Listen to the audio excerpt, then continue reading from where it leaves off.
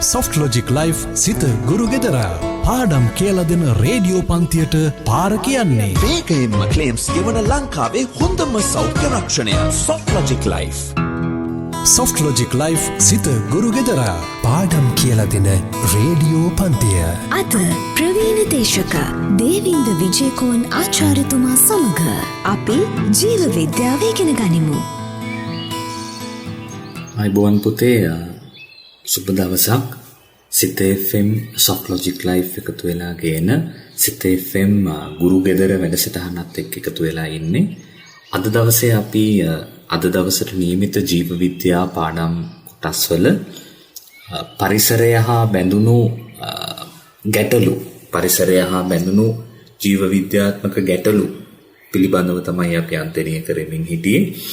එතකොට උසස් පෙළ ජීව විද්‍යාව සඳහා පාරිසරික ජීව විද්‍යාව කියන එකකේ පාඩමේ අන්තිම හරියට වෙනකොට හැමදාම වගේ විභාගෙට අහන මේ ගෝලීය උණුසුම වැඩිවීම, ඕසෝන් වියන හායනය වගේ සුලභ පාරිසරික ගැටලු කීපයක් ගැන සාකච්ඡා කරනවා. එතකොට ගිය සතියේ අපි ඒකේ එක කොටසක් විදිහට පරිසරය උණුසුම් වීම, හරිතාගාර ආචරණය පිළිබඳ මූලික කාරණා කීපයක් සාකච්ඡා කළා. අද දවසේදී අපි අවධානය යොමු කරනවා ඕසෝන් ස්තරයේ ක්ෂය වීම, හායනය වීම සම්බන්ධව. පුතේ, මේ වායුගෝලයේ ගත්තොත් පෘථිවිය මට්ටමේ ඉඳලා ඉහළට ප්‍රධාන ස්තර කීපයකට අපි වායුගෝලය කඩනවා. පරිවර්තී, අපරිවර්තී, මධ්‍යගෝලය, තාපගෝලය, එතනනුත් එහාට ගියාම අයන ආදී වශයෙන්. එතකොට දැන් කාලගුණය මූලික වෙනස්කම් කරන්නේ මේකේ මේ පහළම තියෙන ස්තරය. අපරිවර්තී ගෝලයේ එහෙම නැත්නම් බොහොම පැරණි භාවිත නම තමයි ස්තර ගෝලය කියන එක. එතන මේ ස්තර ගෝලය කියලා කියන්න ප්‍රධාන හේතුව වෙන්නේ ඒකට ඕසෝන් ස්තරය අන්තර්ගත වීම නිසා. පෘථිවිය මට්ටමේ, ගොඩබිම මට්ටමේ ඉඳලා ගියොත් කිලෝමීටර් 10 සහ 50, පොළවේ ඉඳලා උස කිලෝමීටර් 10ක්, එතනින් එහා කිලෝමීටර් 50 විතර වගේ කලාපය තුල මේ ඕසෝන් වායුව, O3 ඕසෝන් වායුව ස්වභාවික ස්තරයක් ව්‍යාප්ත වෙලා තියෙනවා. මේ ස්වභාවික ඕසෝන් ස්තරය සූර්යාගේ ඉඳලා එන UV කිරණ ග්‍රහණය කර ගැනීමේ හැකියාවක් තියෙනවා. ඒත් UVත් එක්ක රසායනික වශයෙන් බැලුවොත් UV කිරණ වල තියෙන ශක්තිය ඕසෝන් ලබාගෙන ඕසෝන් අණුව කැඩෙනවා.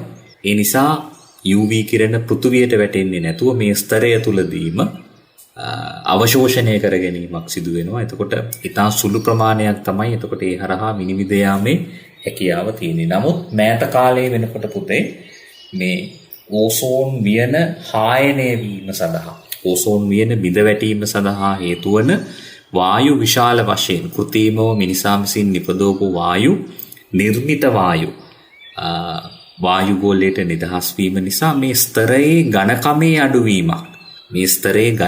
අඩුවීමක් සිදු වෙනවා. ඒ ඝනකම අඩු වුණු තුනී වූ ස්ථාන හරහා පෘථිවියට UV කිරණ ඉහළ සාන්ද්‍රණයකින් වැටීමේ ප්‍රවණතාවය තියෙනවා. සාමාන්‍යයෙන් ගත්තොත් වායුගෝලයේ තියෙන සමස්ත ඕසෝන් ප්‍රමාණය නියතයි කියලා අපිට කියන්න පුළුවන්. කිලෝමීටර් 40ක විතර වගේ ආසන්න ඝනකම තියෙන ලොකු ස්තරයක් පෘථිවිය වටාම තියෙනවා. මේ සාන්ද්‍රණය, හරි ඕසෝන් වියනේ සාන්ද්‍රණය ඩොබ්සන් යුනිට්, හරි DU කියලා අපි සංකේතයක් විදිහට හඳුන්වනවා. ඩොබ්සන් යුනිට් වලින් තමයි මනින්නේ. එතකොට සාමාන්‍යයෙන් ඩැමේජ් වෙලා නැති කොටසක් ගැන අපි සලකලා බැලුවොත් UV ස්තරයේ මේ ඕසෝන් ස්තරයේ ඩැමේජ් වෙලා නැති කොටසක් අපි සලකලා බැලුවොත් ඩොබ්සන් එකක 350 500, හරි සාමාන්‍යයෙන් අපි කියනවා 400 වගේ සීමාවේ කියලා, 350 500 වගේ අතර සීමාවේ මේක තියෙනවා. ඒතර මේක හරහා යම් දල ඝනකමක්, මේ සාන්ද්‍ර වීම පිළිබඳ අදහසක් මේ ඩොබ්සන් එකක මගින් අපිට ලැබෙනවා. හැබැයි ඕසෝන් වියන හායනය සඳහා හේතු වන මිනිසා නිර්මාණය කරපු, ඔගොල්ලෝ සුලභව දන්න CFC, ක්ලෝරෝෆ්ලෝරෝකාබන් වගේ ඔගොල්ලෝ සුලභව දන්න සිසිලකාරක වායු විදිහට භාවිතා කරන මේ නිර්මිත ඕසෝන් හායනය කරන රසායනික ද්‍රව්‍ය, හරි ඔඩ්ස් කියලා කියනවා නැත්නම් ODS කියලා අපි හඳුන්වනවා. ඕසෝන් වියන හායනය කරන රසායනික ද්‍රව්‍ය ඔඩ්ස් ODS විශේෂයෙන් ලෝකයේ දක්ෂිණ ද්‍රව ප්‍රදේශයේ ලෝකයේ දක්ෂිණ ද්‍රව කලාපයේ ද්‍රවවලට තමයි මේකේ බලපෑම විශාල වශයෙන් තියෙන්නේ. සොෆ්ට් ලොජික් ලයිෆ් සිත ගුරු ගෙදරා පාඩම් කියලා දෙන රේඩියෝ පන්තිය. අද ප්‍රවීණ දේශක දේවින්ද විජේකෝන් ආචාර්යතුමා සමග අපි ජීව විද්‍යාව ඉගෙන ගනිමු.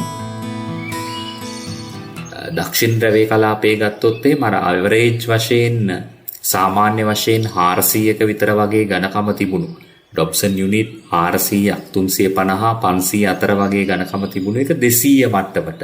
ඒ කියන්නේ අර්ධ වශයෙන් තුනී වීම අපිට හඳුනා ගන්න පුළුවන්. ඔය 200 මට්ටම වගේ දක්වා පහළ වැටුණොත් තමයි අපි කියන්නේ ඕසෝන් ක්ෂය වීමක් නැත්නම් ඕසෝන් වියන තුනී වීම ඕසෝන් සිදුර ලෙස හඳුන්වන්නේ ওই කාරණාව.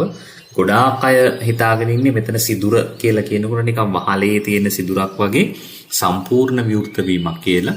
සම්පූර්ණ විවෘත වීමක් නෙමෙයි, ඒක තුනී වීමක් තමයි තියෙන්නේ. නිසා ඒක තමයි වඩා සුදුසු වචනේ ඒ සඳහා භාවිත කරන්නේ. එතකොට අර નિયમિત ඝනකම තියෙනවා නම් පුතේ ඕසෝන් ස්තරයේ નિયમિત ඝනකම තියෙනවා නම් ඉහළ ශක්තියක් සහිත UV කිරණයකට උනත් මේ ස්තරයේ කිලෝමීටර් 40ක් විතර වගේ මේ කිරණය විනිවිද යනකොට ඒ කිරණයේ තියෙන ශක්තිය සම්පූර්ණයෙන්ම මේ ස්තරයට උරා ගැනීමේ හැකියාව තියෙනවා.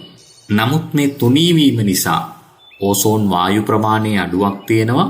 ඒ නිසා ප්‍රබල කිරණ බොහෝමයක් ශක්තිය වැඩි UV කිරණ බොහෝමයක් මේ ස්තර හරහා ඇවිල්ලා තුනී වීම හරහා පෘථිවියට වැටෙනවා. ඒ නිසා විශාල පාරිසරික බලපෑම් වගේම මිනිසා සඳහා ඍජු බලපෑමුත් ඒ අතරතුර විස්තර කෙරෙනවා. එතකොට දැන් අපි කලින් කතා කළා වගේ ඕසෝන් වියන හායනය වීම සඳහා බලපාන ඕසෝන් ස්තරයේ ක්ෂය වීම සඳහා බලපාන සාධක කියන ගොන්නේ අපි නිපදවපු කෘත්‍රිම වායු තමයි ප්‍රධාන වශයෙන් පවතින්නේ. එතකොට ඇත්තටම මේක ස්වභාවිකව ජනනය වුණු ස්තරයක්. අපි මේ නිපදවල තියෙන කෘත්‍රිම වායු නිසා මේකේ තුල්්‍ය භාවයට ස්වභාවිකව පවතින සමතුලිත බවට තමයි අපි මේ බාධා කරන්නේ. මේ සමතුලිත භාවයට බාධා කිරීමේ ප්‍රතිඵලයක් විදිහට තමයි අර්ධ වශයෙන් මේ කලාපය නැත්තම් ඩොබ්සන් යුනිට් වලින් ගත්තොත් එහෙම 350 500 තියෙන්න ඕන එක 200 මට්ටමට අඩු වෙන්නේ. එතකොට අපි මේ වායු අපි නිර්මාණය කරපු ඕසෝන් හායනයට දායක වන මේ වායු ගෝලයට නිදහස් වෙන එක පුතේ සීමා කරගත්තොත් අපි ඒවා භාවිතයෙන් වැළකී හිටියොත් නැවත කාලයත් එක්ක මේ තුනී වීම එයා සකස් කරගෙන නැවත පෘථිවි ආරක්ෂිත කලාපයක් බවට මේ වියන සකස් කිරීම හරහා ගොඩ නැගෙනවා. හරි. එතකොට දැන් මේකත් එක්කම ඕගොල්ලන්ට කරුණු මතක තියාගන්න හරි පහසුයි. මේක තියෙන්නේ ස්තර ගෝලයේ ඕසෝන් ස්තරය ඕසෝන් වියන කියත හැකි. වියන ආරක්ෂා කරන සම්මුති අපි ඉගෙන ගන්නවා වියානා. හරි. එතකොට ඕසෝන් ස්තරය ආරක්ෂා කරන සම්මුතිය තියෙන්නේ වියානා. එතකොට එකට එකට බැඳුණු එක ළඟ තියෙන වචනත් එක්ක තමයි පැහැදිලි කිරීම තියෙන්නේ. එතකොට හරි ලේසියෙන් ඔයගොල්ලොන්ට විභාගය සඳහා මේ කරුණු මතක තියාගන්න පුළුවන්. අප පුංචි විරාමයකට ගෙහිලා ඕසෝන් ස්තරයේ ක්ෂය වීමට දායක වන වායුන් මොනවද? ඒ වායුන් නිසා ඕසෝන් වියන ස්තර ඕසෝන් වියන නැත්නම් ඕසෝන් ස්තරය ක්ෂය වීමකට ලක් වුණොත් තුනී වීමකට ලක් වුණොත් ඒ හරහා වෙන්න පුළුවන් බලපෑම් මොනවද කියන එක කෙටියෙන් සාකච්ඡා කරමු. සොෆ්ට් ලොජික් ලයිෆ් සිත ගුරු ගෙදරා පාඩම් කියලා දෙන රේඩියෝ පන්තිය. අද ප්‍රවීණ දේශක දේවින්ද විජේකෝන් ආචාර්යතුමා සමග අපි ජීව විද්‍යාව ඉගෙන ගනිමු. පුතේ දැන් මිනිසා නිර්මාණය කරපු මේ වායු අතර මුළු ලෝකයේම දන්න කියන වායුව තමයි හරිතාගාර වායූන් වගේම ඒවත් ගොඩක් තියෙන්නේ පුතේ මිනිසාගේ ඍජු මැදිහත් වීම හරහා නිපදුණු ඒවනේ. හරියට ස්වභාවික පරිසරේ ඒවා තිබුණාට මානවයා තරම් විශාල ප්‍රමාණයන්ගෙන් නිපදවන්නේ නැහැ. නිසා හරිතාගාරයේ ආචරණයේ යම් මට්ටමකට සිදු වුණාද ඒකටත් මිනිසා නිර්මිත මිනිසා විසින් නිපදවපු වායු තමයි ලොකු බලපෑමක් කළේ. දැන් මෙතනදී නම් කෙලින්ම ඍජු දායකත්වය ඕසෝන් වියනහායනය වීමේදී නම් ඍජු දායකත්වය සම්පූර්ණයෙන්ම නිසා මේ නිර්මාණය කරලා තියෙන කෘත්‍රිම වායුත් එක්ක බැඳිලා තියෙනවා. මේ වායු නිර්මාණය කිරීමේ අවශ්‍යතාවය ආවේ මේ වායු වල යෙදීම තමයි ගොඩක් වෙලාවට ඔය ස්ප්‍රේ කෑන් වල ඊට පස්සේ ශීතකරණ වායු සමීකරණ යන්ත්‍රවල සිසිරකාරක වායුව විදිහට තමයි මේවා භාවිතා කළේ. ඔය වාහනයක හිම AC අඩු නම් අපි කියනවා ගෑස් ගහන්න වෙයි කියලා. එතකොට AC සිසිලන පද්ධතිය හරි වාහනේ තියෙන වායු සමීකරණ පද්ධතියේ සිසිරකාරක වායුවක් තියෙනවා. අපි ෆ්‍රිජ් එක ගත්තත් එහෙමයි සිසිරකාරක වායුවක් තියෙනවා. එතකොට ඒ වායුව භාවිතයෙන් තමයි මේ පද්ධතිය සිසිල් කිරීමේ යාන්ත්‍රණ ක්‍රියාත්මක වෙන්නේ. ඒ සඳහා නිපදවපු කෘත්‍රිම වායුන් තමයි බොහොම ජනප්‍රිය කෙනා CFC ක්ලෝරොෆ්ලෝරෝකාබන් හරි CFCs කියලා කියනවා අපි ක්ලෝරොෆ්ලෝරෝකාබන් වර්ග. ඒතකොට ඒ හරහා ඒ වායු ගෝලයට කාන්දු වෙන්න පුළුවන් ඒ සිසිලන පද්ධතිවල තියෙන දුර්වල වීම හරහා ඒවා මේ පහළ වායු ගෝලයේ රැඳිලා තිබුණොත් මේවා බර නිසා වක්‍රාකාරව හරිතාකාරාචරණයටත් දායක වෙනවා. ඉහළ වායු ගෝලයට ගියොත් ශීඝ්‍ර ඕසෝන් හායනයක් සඳහා මෙයා උදව් වෙනවා. ඒකේ ප්‍රතිඵලයක් විදිහට තමයි ඕසෝන් ස්තරයේ තුනීවීමක් අපි අපේක්ෂා කරන්නේ. එතකොට CFC ක්ලෝරොෆ්ලෝරෝකාබන් වලට අමතරව මීතයිල් බ්‍රෝමයිඩ් හරි MEBR කියලා අපි කෙටියෙන් හඳුන්වනවා. ඊට පස්සේ හීලීන් වගේ වායු හරි හේලීන් නැත්නම් හීලීන් කියලා හඳුන්වනවා HELENE හීලීන් වගේ වායු. ඊට පස්සේ හයිඩ්‍රොක්ලෝරොෆ්ලෝරෝකාබන්ස් HCFC පොදුවේ පුතේ මේවායේ තියෙන මේ ක්ලෝරිනීකృత බ්‍රෝමීන් සහිත මේ වායුන් ක්ලෝරීන් බ්‍රෝමීන් සහිත මේ වායුන් මිනිසා විසින් නිෂ්පාදනය කරලා තියෙන්නේ මේවා ඕසෝන් ස්තරයත් එක්ක ගැටිලා ඕසෝන් වායුවත් එක්ක ප්‍රතික්‍රියා කරමින් වියන මේ ස්තරය තුනී කිරීමකට ලක් කරනවා. ඒ තුනී වූ කලාපයන් හරහා පුතේ පෘථුවියට UV කිරණ වැටෙන්න පටන් ගන්නවා. මේ UV කිරණ නිසා මිනිසා තුළ සහ පරිසරය මත විශාල බලපෑමක් ඇති කරනවා. ඒකේ දැන් තියෙන නව විෂය නිර්දේශයේ තියෙන නෝට් දිහා බලනකොට මේ UV කිරණ UV කියන එකේ අදහස අල්ට්‍රා වයලට් පාරජම්බූල කිරණ. හරි UV කිරණ පුතේ පාරජම්බූල කිරණ කාණ්ඩ දෙකකට කඩලා සාකච්ඡා කරනවා UVA UVB කියලා. පාරජම්බූල කිරණ A වර්ගය පාරජම්බූල කිරණ B වර්ගය. එතකොට පාරජම්බූල කිරණ A කියන කැටගරි එක ගත්තොත් A වර්ගය කියන එක ගත්තොත් A කියන කෙනාගේ තරංගායාමය දිගුයි. ඒ කියන්නේ සාපේක්ෂව ශක්තිය අඩු කිරණ තමයි A. හරි. එතකොට ඒවත් අපේ සම මතට වැටුණොත් සමේ ජනකපිච්ච දෙයන්ට ගිහිල්ලා මේ සමේ සෛල ස්ථිර වශයෙන් වයස්ගත වීමකට ලක් කරන්න පුළුවන්. ඒ නිසා පැරණි මහලු සමක් ඇතිවීම සඳහා මේක බොහොම ඍජු දායකත්වයක් ලබා දෙන UV කිරණ ආකාරයක්. මේ තරංගායාමය දිගින් වැඩි ශක්තිය අඩු A වර්ගය. Soft Logic Life සිත ගුරු ගෙදරා පාඩම් කියලා දෙන රේඩියෝ පන්තිය. අද ප්‍රවීණ දේශක දේවින්ද විජේකෝන් ආචාර්යතුමා සමග අපි ජීව විද්‍යාව ඉගෙන ගනිමු. එතකොට අපි ඕසෝන් වියන හායනය වීම කියන කාරණාවත් එක්ක ඕසෝන් වියන හායනය වීම කියන කාරණාවත් එක්ක පුතේ වැඩියෙන්ම අවධානය යොමු කරන්නේ UVB කියන එකට B වර්ගය. එයා ශක්තිය වැඩි කෙනා. එතකොට එයාගේ බලපෑම ඊට සාපේක්ෂව ටිකක් වැඩි. එතකොට සූර්යාගෙන් නිදහස් වෙන මේ UVB හරි නැත්නම් UV පාරජම්බූල B වර්ගයේ කිරණ වායුගෝලය හරහා විනිවිද එන්න තියෙන ප්‍රවණතාවයත් වැඩි. මොකද එයාගේ ශක්තිය වැඩි. ශක්තිය වැඩි කිරණයක් තමයි අර ස්තර හරහා විනිවිද වැටෙන්න ස්තර හරහා පැමිණෙන්න තියෙන හැකියාව වැඩි. එතකොට ඒවා මානව සෞඛ්‍යයට විශාල බලපෑමක් ඇති කරනවා. විශේෂයෙන් ඇසේ සුද ඇතිවීම වගේ ඒහා බැඳුණු අක්ෂි රෝග සමමත දීර්ඝ කාලයක් වැටීම නිසා සමේ අසාමාන්‍ය සෛල බෙදුම් එක්ක චර්ම පිළිකා ඊට පස්සේ සමේ ආසාදන සමේ පිලිස්සීම් වගේ තත්ත්වයන් ඒවා ඇතිවීමට තියෙන විභවතාවයන් වැඩි කරනවා. ශාක කායික විද්‍යාව පිළිබඳ පුතේ හදාරන විද්‍යාඥයන් කියනවා මේ අධිශක්ති කිරණ මේ UVB කිරණ ශාකවලටත් ලොකු බලපෑමක් ඇති කරනවා කියලා. විශේෂයෙන් ජීව විශේෂවල වෙනස් වීම, සෛල විභාජනවල වෙනස් වීම, ඒගොල්ලොන්ගේ ජානවල වෙනස් වීම හරහා විකෘතිකාරක ජීවීන් පරිසරයට ඇති කරන්න මේක හේතුවක් වෙනවා. එතකොට මේ විකෘතිකාරක ජීවීන් නව ප්‍රභේදන නිසා ජෛව විවිධත්වයේ වෙනසක් වෙනවා. ඊට පස්සේ UV කිරණ ඍජුව පුතේ ප්ලවාංගවලට වැටුනොත් අපි මේකත් එක්කම බද්දයිනේ අපි කතා කරපු පහුගිය සතියේ මේ හරිතාගාරාචරණය කියන එකත්. එතකොට ප්ලවාංග මතට මේව වැටුනොත් ප්ලවාංග බිඳ වැටෙනවා. ප්ලවාංග ටික බිඳ වැටෙනවා කියලා කියන්නේ එයා තමයි ලෝකයේ විශාලම ජෛව නිෂ්පාදකයා. ප්ලවාංග ටික බිඳ වැටෙනවා කියලා කියන්නේ ඒ හරහා වක්‍රාකාරව හරිතාගාරාචරණයටයි මුහුදු පද්ධතිය, ජලජ පද්ධතිය ආශ්‍රිතව තියෙන ආහාර දාම, ආහාර ජාල සැකැස්ම සම්පූර්ණයෙන්ම වෙනස් කරන්න එක හේතුවක් වෙන්න පුළුවන්. එතකොට ඒ හරහා මත්ස්‍ය නිෂ්පාදන, මත්ස්‍යයන්, කූනිස්සන්, කකුළුවන් ඒ වගේ අයටත් මේ ආහාර අඩුවීමේ බලපෑම් ඇති වෙනවා.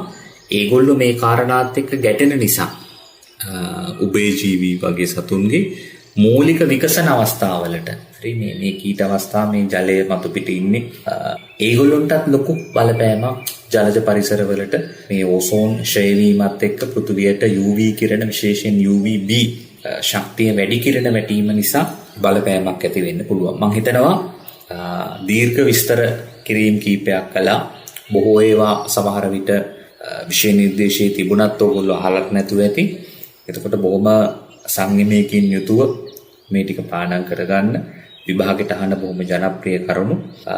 ආපහු අපි පුංචි විරාමයකට ගිහිල්ලා විරාමයෙන් පස්සේ තව මේ වගේ පාරිසරික බලපෑමක් ගැන කෙටි විස්තරයක් සාකච්ඡා කරලා බලමු. Soft Logic Life සිත ගුරු ගෙදරා පාඩම් කියලා දෙන රේඩියෝ පන්තිය. අද ප්‍රවීණ දේශක දේවින්ද විජේකෝන් ආචාර්යතුමා සමග අපි ජීව විද්‍යාව ඉගෙන ගනිමු. කාලකුණික වෙනස් වීම ඊට පස්සේ මේ ලෝකයේ මේ දවස්වල වැඩියෙන්ම කතා කරන තවත් මේ වගේ පරිසරය හා බැඳුණු කාරණාවක් තමයි කාන්තාරකරණය කියන එක. ශුෂ්ක, අර්ධ ශුෂ්ක සහ වියලි උප ආර්ධ ප්‍රදේශවල සිදුවන දේශගුණික විචලන සහ මිනිස් ක්‍රියාකාරීත්වයේ ඇතුළු විවිධ සාධක හේතුවෙන් භූමිය හායනය වීමේ ක්‍රියාවලිය අපි හඳුන්වනවා UNCCD එකට අනුව කාන්තාරකරණය කියලා. ශුෂ්ක කලාපයේ, අර්ධ ශුෂ්ක කලාපයේ වියලි උප ආර්ධ ප්‍රදේශවල, ඒ කියන්නේ අපේ රට වගේ ගත්තොත් එහෙම මන්නාරම ඊට පස්සේ හම්බන්තොට පැත්ත වගේ අර්ධ ශුෂ්ක වියලි උපාර්ධ කලාප කොන්නටනි වැටෙන්නේ. ඒවයි පරිසරයේ කොහොමත් වියලි මට්ටමේ තමයි තියෙන්නේ. එතකොට මේ ප්‍රදේශවලට පුතේ දේශගුණික විචලනයන් වීම වුණොත්, වර්ෂාපතනයේ අඩුවීමක් වුණොත්, ඒත් එක්ක විවිධ අවශ්‍යතා සඳහා මානවයා පරිසරයත් එක්ක ගැටෙන්න පටන් ගත්තොත් ශාකවලට පවතින්න බැරි විදිහට භූමිය භෝග වගාවන් කරගන්න බැරි විදිහට භූමිය හායනය වෙනවා, විනාශ වෙලා යනවා. මේ තත්ත්වයන් අපි හඳුන්වනවා කාන්තාරකරණය කියලා. එතකොට අර්ථ දැක්වීමේ තියෙන විදිහටම පුතේ හරි UNCCD එකේ තියෙන අර්ථ දැක්වීමටම අනුව හරි climate change මේක පැරිසියේ තමයි 1994 මේ කාලගුණික වෙනස් වීම් වලට එරෙහිව ක්‍රියාත්මක කරන සම්මුතිය UNCCD පිහිටවනු ලැබුවේ. එතකොට ඒගොල්ලෝ මේ කාන්තාරකරණය කියන ක්‍රියාවලියේ සඳහා බලපාන ප්‍රධාන සාධක දෙක විදිහට එකක් මානව ක්‍රියාකාරීත්වය, අයහපත් පරිසරයට හානිදායක වන මානව ක්‍රියාකාරීත්වයත්, අනිත් එක දේශගුණික විචලනය ලොකු බලපෑමක් කරන බව සඳහන් කරන්න පුළුවන්. එතකොට අපෙන් ඇහුවොත් එහෙම කාන්තාරකරණය සඳහා දායක වන ප්‍රධාන සාධක මොනවද කියලා. ප්‍රධාන සාධක වෙන්නේ එකක් දේශගුණික විචලනය වීම, විශේෂයෙන් වර්ෂාපතනය අඩුවීම, පරිසර උෂ්ණත්වයේ ඉහළ යාම වගේ මේ කාලේ අපිට දක්නට ලැබෙන දේශගුණික සාධකවල විචලනය වීම කාන්තාරකරණයට ලොකු දායකත්වයක් ලබලා දෙනවා. ඒ හැරුණම පරිසරයට බොහොම දැඩි බලපෑම් කරමින් මානව ක්‍රියාකාරීත්වයන් පවතිනවා.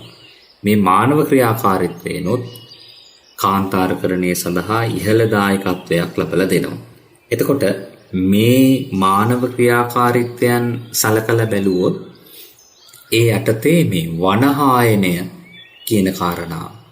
එතකොට මානව ක්‍රියාකාරීත්වයේම වක්‍ර එකක්නේ වනහායනය කියලා කියන්නේ වනාන්තර විනාශ කරනවා. මේ වනාන්තර විනාශකරණය එක කාන්තාරකරණේ තව ප්‍රධාන සාධකයක්.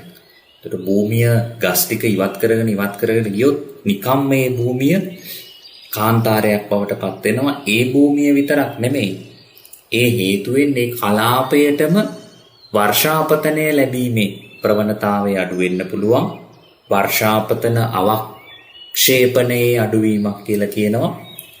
එතන කතාව අවක්ෂේපණය කියන එක එන්නේ දැන් වර්ෂාපතනය කියන එකේ පොදු නමකුතේ භාවිතා වෙන්නේ ප්‍රෙසිපිටේෂන් වර්ෂණය. එතකොට විවිධාකාරයෙන් මේක ජලයේ විදිහට නෙමෙයි විවිධාකාරයෙන් ලැබෙන්න පුළුවන් නිසා තමයි අවක්ෂේපණය කියන වචනේ භාවිත කරලා තියෙන්නේ. එතකොට ඒ වැස්සේ අඩුවීමේ ප්‍රතිඵලයක් විදිහට පස ආශ්‍රිතව තියෙන තෙතමනේ පාංශු ආර්ද්‍රතාවයේ අඩුවීමක් වෙන්න පුළුවන්. වැස්සේ අතුරු ප්‍රතිඵලයක් විදිහට තමයි පොළවට වැටෙන ජලයෙන් කොටසක් පස මතු පිටින් ගලාගෙන යනවා. අපි අපදාවය කියලා කියනවා. තව කොටසක් වාතය පස අතුරු මුහුණත හරහා පස තුලට ඇතුල් වෙනවා. කාන්දු වෙනවා. අපි පසට උරනවා කියලා කියන්නේ. මේ උරණ ජලය පස්සංශ තුලින් ගැඹුරට ගිහිල්ලා තමයි පොළව අභ්‍යන්තරයේ තියෙන ජල සංචායකවලට ජලය ලැබෙන්නේ. මේ ජල සංචායක කියන කෙනා භූගත ජලයේ තිරසාර පැවැත්ම සඳහා පස තුල තියෙන ජලයේ තිරසාර පැවැත්ම සඳහා ලොකු දායකත්වයක් ලබා දෙන කෙනෙක්. එතකොට ජල සංචායක නැවත පිරවීම නැත්තම් භූජල පුනරාරෝපණය කියන කාරණාව ground water recharge. හරි. භූගත ජල සංචායක නැවත පිරවීම ground water recharge. හරි. භූජල පුනරාරෝපණය කියන ක්‍රියාවලිය අඩු කිරීමට ඍජු දායකත්වයක් ලබලා දෙනවා.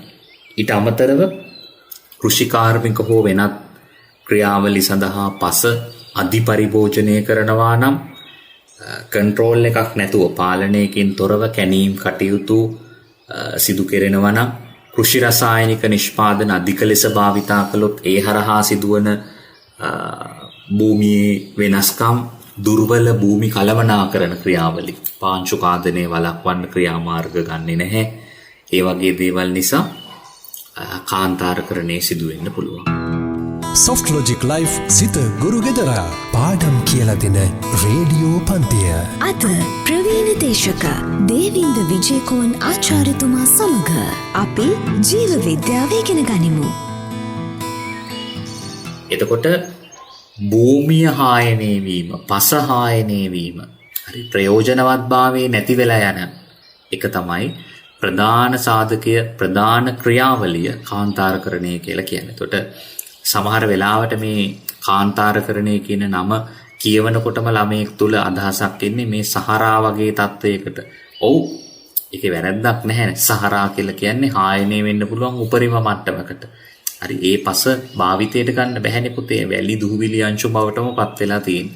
එතකොට ඒ මට්ටමට මේ භූමියක් පරිවර්තනය වෙමින් යන ක්‍රියාවලිය තමයි කාන්තාරකරණය කියලා කියන්නේ. එතකොට අපිට වළක්වන්න අමාරු හැබැයි අපේ දායකත්වයක් තියෙන සමහර දේශගුණික සාධකවල බලපෑමක් මේකට තියෙනවා. නමුත් අපිට ඍජුව මැදිහත් වෙලා වළක්ව ගන්න පුළුවන් මානව ක්‍රියාකාරකම් ලොකු දායකත්වයක් මේ කාන්තාරකරණය සඳහා ඇති කරලා තියෙනවා. එතකොට ওই ක්‍රියාවලිය ඔක්කොම අපි නවත්තගත්තේ නැත්නම් වෘක්ෂලතාදී අඩුවීම, ඊට පස්සේ ජල හිඟතාවයක් ප්‍රේරණය වෙනවා. වතුර නැති බවක්, පරිසරයේ ජලයේ නැති බවක් ඇති වෙනවා. සත්ව සහ ශාක විශේෂවල වාසස්ථාන සම්පූර්ණයෙන් විනාශ වෙලා යන්න පුළුවන්. ඊට පස්සේ බලපෑමට ලක් වූ ප්‍රදේශවල පරිසර පද්ධති සේවා අපි මේ පාඩමේ මුල හරියදී කතා කළා. විවිධත්වයේ අඩුවීම, පරිසරයෙන් ලැබෙන සේවාවන් වල අඩුකව, වෘක්ෂලතාදී අඩුවීම, ජලය හිඟතාවයක් ප්‍රේරණය වීම, සත්ව හා ශාක විශේෂවල වාසස්ථාන විනාශ වීම, වාසස්ථානයේ නැති වුණොත් මේ ජීවීනුත් මේ පරිසරයෙන් නැති වෙලා යන්න පුළුවන්. ඊට පස්සේ කෘෂිකාර්මික ක්‍රියාවලිය අපි සිදු කරමින් හිටියනම් භෝගවල වර්ධනය වගේවා සම්පූර්ණයෙන් මේ හරහා බලපෑම් ඇති වෙන්න පුළුවන්. ඊට පස්සේ සතුන්ට ආහාර ලබලා දෙන්නේ කෘෂිකාර්මිකව ඇති කරන අයට හරි ස්වභාවික පරිසරයේ ඉන්න අයට හරි මේ ශාක. එතකොට මේ ශාක ආවරණය අඩුවීම නිසා ආහාර සුරක්ෂිතතාවයේ පිළිබඳ ගැටලුවක් එනවා. දැන් ගවයන් වගේ සතුන් ජීවත් වෙන්නේ පරිසරයේ තියෙන තෘණ ආහාරයට අරගෙන කාන්තාරකරණයේ ප්‍රතිඵලයක් විදිහට මේ ආහාර නැති වෙලා යන්න පුළුවන්. ආහාර සුරක්ෂිතතාවයට බලපෑම් ඇති වෙන්න පුළුවන්. එතකොට කාන්තාරකරණයේ නිසා භූමි හායනයට ලක් වූ ප්‍රදේශයන් තුල පුතේ මිනිසුන්ට ජීවත් වෙන්නත් අමාරුයි. දුහවිලි වගේ තත්ත්වයන් මේ පවතින කාෂ්ඨ ස්වභාවය නිසා මිනිසුන්ගේ පැවැත්මටත් බරපතල තර්ජනයක් ඇති වෙනවා. එතකොට ඒකත් අතිරේක බලපෑම. ඊට පස්සේ දීර්ඝ කාලීනව ශාකහා සතුන් ඒ පරිසරයේ නැතිවීමේ ප්‍රතිඵලයක් විදිහට කාබනික පසක් ගත්තොත් පුතේ අකාබනික කොටසයි ඒ කියන්නේ ඛනිජ පසේ තියෙන ඛනිජ පාෂාණ ජීර්ණයෙන් ලැබෙන ඛනිජයි කාබනික ද්‍රව්‍යයි පාංශු වාතය සහ ජලයනේ පුතේ ප්‍රධාන වශයෙන් පසක් ගොඩනගන්නේ. එතකොට පාංශු වාතය සහ ජලය ගත්තොත් ජල ප්‍රමාණයත් කාන්තාරකරණය නිසා අඩු වෙනවා. දීර්ඝ කාලීන කාන්තාරකරණයේ ප්‍රතිඵලයක් විදිහට මේ පස් අංශු එකිනෙකට බැඳලා තියෙන කාබනික ද්‍රව්‍ය ප්‍රමාණයත් පුතේ අඩු වෙන්න පුළුවන්. ඒ නිසා අංශු වෙන් වෙලා ගිය ව්‍යුහයේ බිඳ වැටුණු පසක් ඒ ප්‍රදේශ ආශ්‍රිතව නිර්මාණය වෙනවා. මේ ඔක්කොම නිසා විශේෂයෙන් භෝග වගාව විතරක් නෙමෙයි ජීවීන්ගේ පැවැත්මට පවා ගැටලුකාරී තත්වයකටපත් වෙන්න පුළුවන්. හරි, සම්පත් පොතේ තියෙන මූලික කාරණා ටික කියව ගන්න. මේ පාර විභාගෙට කෙටි සටහනක් විදිහට එන්නත් ඉඩ තියෙනවා. මීට කලින් අවුරුදු වල ඇවිල්ලා තියෙනවා. එතකොට ඊටා වැදගත් මාතෘකා දෙකක් අපි සාකච්ඡා කරලා තියෙන්නේ. හොඳට මොළුවට දාගන්න ඕසෝන් ආයනය, කාන්තාරකරණය. තව පුංචි මාතෘකා දෙක තුනක් තියෙනවා මේ යටතේ කතා කරන්න.